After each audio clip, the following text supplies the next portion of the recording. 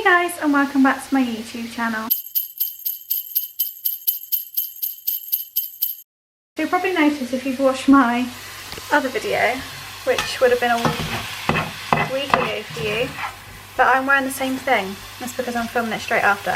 But I'm going to film today a what we in a week video. I'm doing this as I'm trying to stir at the same time. So I did one of these recently and you guys seem to really like it. Sorry, I'm not showing my face. You guys seem to like it, so I thought I'd do another one. So tonight we're having a very easy meal because it is now 9 o'clock and we haven't eaten anything yet, so it's obviously very late. So I'm just going to do a stir fry. So I've got some pork mince on the go. So we're going to have a pork stir fry. So I've got some mince here. I bought this sweet and crunchy stir fry mix, vegetable mix, and then I've got some egg noodles. So I'll just mix all of that in together. So first of all, I'm just stir frying the mince. Stir frying? I'm not stir frying it, I'm frying it, whatever you do with mince. So I'm just doing that, and then I'll add in the veg. I'm just going to pop the noodles on as well actually. So my mince is now browned off. I've put the noodles in here. I'm just waiting for that water to boil. So I'm just going to add in this stir fry mix, and then I'm not really sure what I'm going to do for sauce. Probably just sweet chilli and some soy sauce or something, but I'll let you know. Okay, so I've made an error. I realised after I poured it in that it says family size pack. Well, there's only 2 of us. So we now have an absolute load of vegetables, and obviously I'm not doing very well at trying to stir this in, but I'm just going to stir fry that for a couple minutes. It says, what does it say, 5 minutes, which is about the time that it's going to take for the noodles as well once that starts boiling, which it looks like it's about to. So nice and quick and easy dinner this evening. Okay, dinner is done. It doesn't look great.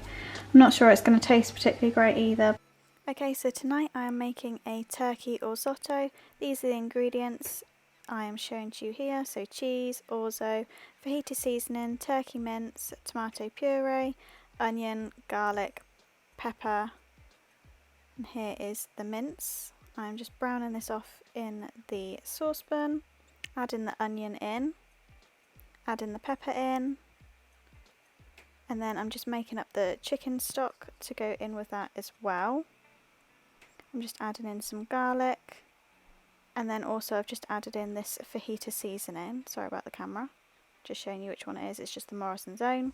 I then added in some tomato puree, and I'm just adding in the stock. Then adding in the orzo.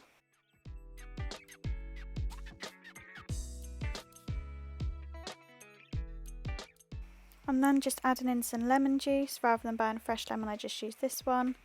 And then I'm adding in cheese. I actually used a lot more cheese than it says in the recipe just because we like it. And this is the finished product with some spring onions on top. So tonight's dinner we have got Bramley apple pork sausages, we have got carrot and sweet mash, and then I'm just going to do some of the vegetable medley and I'll pop some gravy with it. So a nice and simple tea tonight, don't really have to do anything. So I'm just going to pop these in the oven now and then cook these bits in a second. So I've just popped the veg in here, which is, I don't know, I think I might have spoken about this before, but I'm not sure. This is a Systema. You can buy this on Amazon. I know this because I told my stepdad about it. But it's a little steamer, so you just pop the water in here. Let me try and do this one-handed. So you pop the water in here.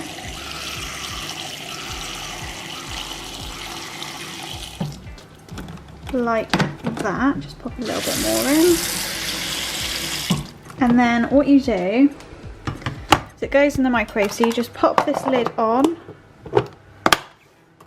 like so, open the little steam thing, which I'm doing the wrong way, so you just open that, pop it in, and then it acts as a little steamer, so when you get it out you can just lift up the thing and twist it.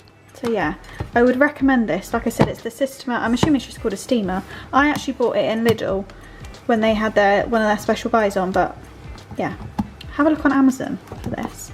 It is really good and it's very easy for the 2 of us because it fits just the perfect amount of veg in there for both of us. So dinner is served. I'm just going to add some gravy. now. I've got gravy here.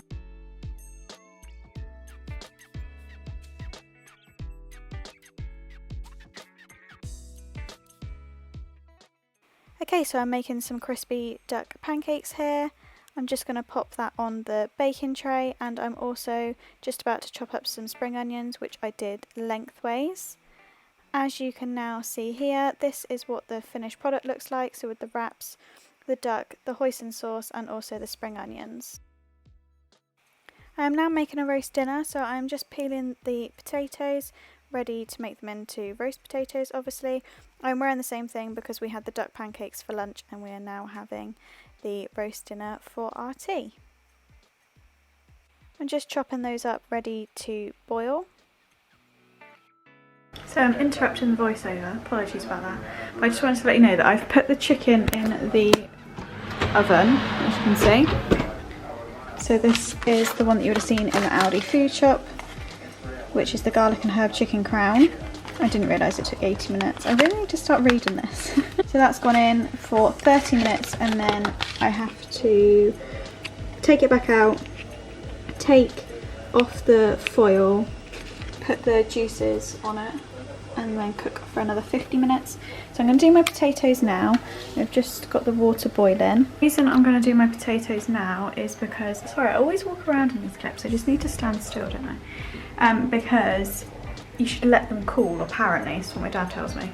You should let them cool for a bit, so I'm going to do them now, and then they normally take, I normally put them for about 40 minutes or so in the oven.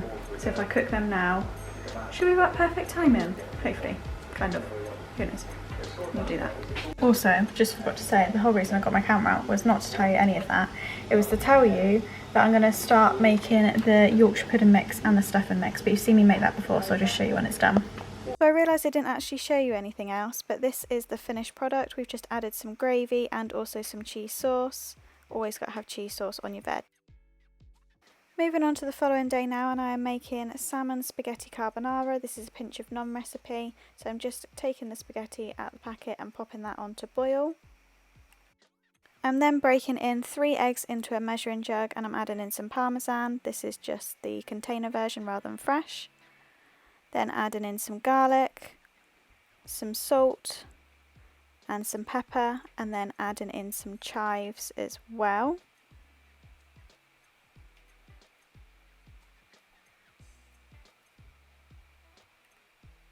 Mixing that all together until it's smooth-ish. And then just cutting up the salmon. I'm just taking off the back bit, the skin, and cutting it into chunks. I've then just drained the spaghetti into the measuring jug very badly to save the water. And then adding in the salmon into the pan. And this is the finished product.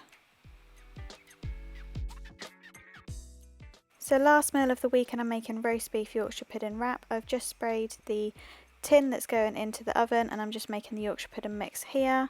So I'm adding flour, egg and milk. And then just whisking that together until it's smooth.